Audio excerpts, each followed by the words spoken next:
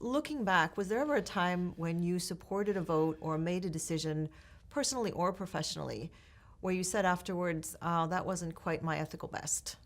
Yeah, I don't know about ethical, but it related to ethics, I suppose. It was a desire to win, and that's when, before I started working on campaign finance reform with Senator McCain, about 1993, 94, one of the senators suddenly offered a constitutional amendment to change campaign finance laws.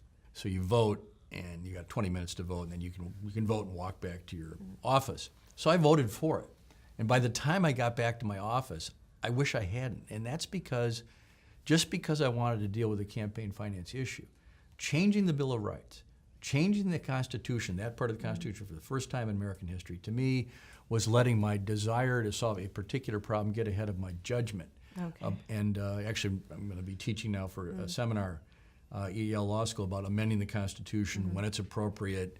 Are there different standards, of course, for amending the Constitution versus just passing a bill? So that was one of those moments when I had to say, look, there's limits to what you can do. There's as much limits as you and want to sort win. of taking a deep breath and going back That's to right. principles. Yeah. And then to use a Yale example, I mean, Yale's whole question about Calhoun College, Yes. there was one decision that was made, and it was a difficult one for Peter Salovey, the president of Yale, and then it was reversed. That's right.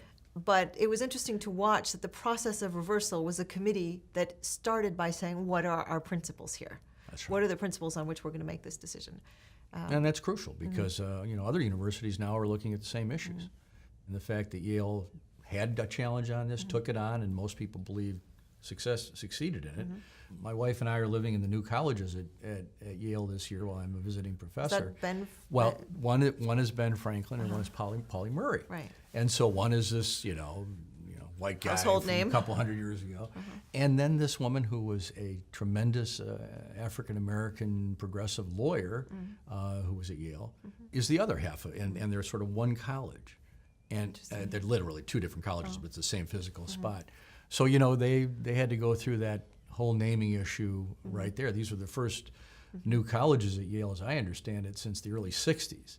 So this issue of naming is going important. to affect many places, yeah.